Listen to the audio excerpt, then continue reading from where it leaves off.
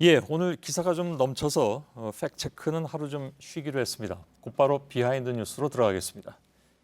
이성대 기자가 나와 있습니다. 첫 번째 키워드는요? 네, 첫 번째 키워드입니다. 그들이 사는 세상. 예. 자, 오늘 박 전 대통령 구속영장 청구 소식에 정치권 대부분에서는 법과 원칙대로 처리해야 된다, 사필 규정이다 이런 목소리들이 나왔지만 일부 친박계 핵심들 사이에서는 상당히 격한 반응이 나왔습니다. 예, 그동안의 탄핵 인용에 반대하고 또 박 전 대통령을 옹호해온 만큼 핵심 친박들이 구속영장 청구에 반발하는 건 뭐 당연해 보이긴 합니다. 예상이 됐던 수순인데 예. 대표적으로 윤상현 의원 이렇게 얘기를 했습니다. 자, 불명예스러운 파면을 당한 대통령을 교도소에 넣겠다는 건 부관 참시다. 또 지금 대선 후보로 뛰고 있죠. 김진태 의원은 궁궐에서 쫓겨난 사저에서 눈물로 새는 여인에게 사약을 내리는 격이다라고 얘기를 했습니다. 예. 자, 조선시대도 아니고 이런 좀 일반 여론과 동떨어진 반응, 좀 과격한 반응들이 나오는 거는 좀 너무한 게 아니냐는 지적이 나오고 있고 예. 특히 윤상현 의원 같은 경우에는 박 전 대통령을 구속하는 거는 국가의 품격을 떨어뜨린다라고 주장을 했는데 자, 그렇다면 그동안 최순실이 국가의 품격을 떨어뜨리는 과정 동안 왜 감시하지 못했고 왜 아무 말도 하지 못했는지에 대한 반론이 나오는 대목입니다. 예. 그동안에 주요 국면마다 나왔던 이른바 이제 여성 프레임도 또 등장을 했다면서요? 그렇습니다. 일단 먼저 들어보시죠. 예. 이미 60이 넘은 전직 대통령을 오랏줄에 묶어 산발하고 화장도 안 한 모습을 TV 카메라 앞에 세우는 것이 우리 국민과 국가의 위상에 도움이 될 것인지에 대한 합리적 판단이 결여되어 있다고. 예.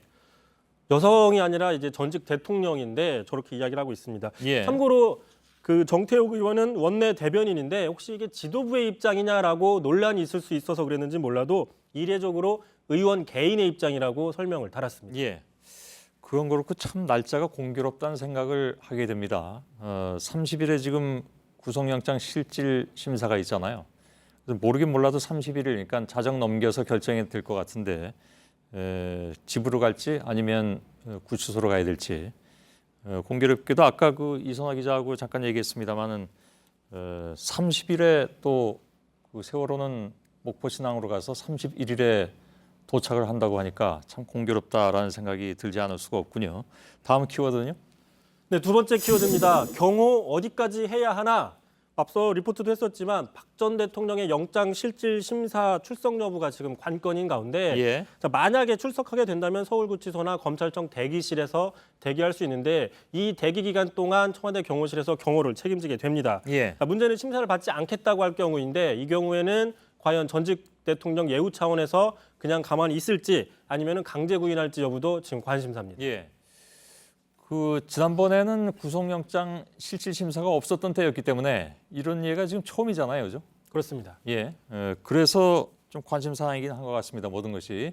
그렇습니다. 또 만약 박 전 대통령이 실질 심사를 받겠다고 출석을 하게 되면 보시는 것처럼 여기가 서울중앙지법 1층인데 예. 왼쪽 위에 있는 4번 출입구로 들어올 가능성이 지금 거론되고 있습니다. 예. 왜냐하면 신문이 열리는 321호 법정과 가장 가까워서 외부 노출이 좀 짧고 또 경호에도 편리하기 때문입니다. 하지만 이 4번 출입구 중심으로는 좀 입구가 좁고 만약에 지지자나 어떤 반대자들이 모일 경우에 자칫 안전사고 같은 것들이 나올 수 있어서 예. 이 법원 측에서 동선을 어떻게 할지는 좀 더 봐야 될 것 같습니다. 예. 다음 키워드는요? 자, 마지막 키워드 가겠습니다. 4월을 기대하는 사람들. 자, 다음 주 4일 국민의당 끝으로 각 당의 대선 후보가 선출이 마무리되면 그 이후부터는 본격적으로 후보 단일화, 연대, 연합 또는 합종 연행 가능성들이 거론되고 있습니다. 예. 그 잠깐 그 달력을 좀 보시면요. 다음 달 15일, 16일이 후보 등록이기 때문에 만약에 그 합종 연행 데드라인은 15, 16으로 볼 수 있지만 이때가 아니라 4월 말까지도 진행될 수 있다는 분석이 지금 나오고 있습니다. 왜 예. 그러냐?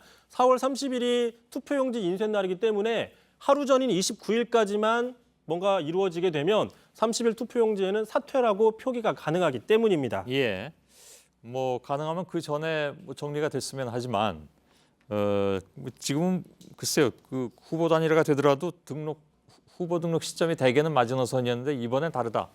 그런 얘기가 되는 거군요. 그렇습니다. 일단 조기 대선으로 그런 물리적인 시간은 줄어든 반면에 예. 정당이 분화되면서 주요 정당의 최소 4명 이상의 후보들이 나올 수 있도록 늘어났기 때문입니다. 특히 다시 한번 달력을 보시면요. 이번 대선에서는 사상 처음으로 사전 투표가 열립니다. 따라서 3일까지 이론적으로는 3일까지 사퇴를 하게 되더라도 4일 사전투표용지에는 사퇴가 표기되기 때문에 예. 합종연행이 3일까지, 5월 3일까지도 가능하다는 분석이 나오고 있습니다. 예. 그러니까 이 때문에 김종인 전 민주당 비대위 대표 등 그 4월 말까지도 이른바 반문연대나 보수중도 후보 단일화 등을 끊임없이 시도할 가능성 지금 거론되고 있는데 예. 자, 총선이나 지방선거도 아닌 대선에서까지 투표용지 인쇄 직전까지 어떤 합종연행이나 이런 정치공학적 시도가 과연 국민들이 볼 때 어떻게 비칠 것이냐라는 관심 나오고 있고요. 예. 또 하나 있습니다. 만약에 후보 등록 이후에 사퇴하게 된다면 지난 대선 당시 이정희 전 통합진보당 대표처럼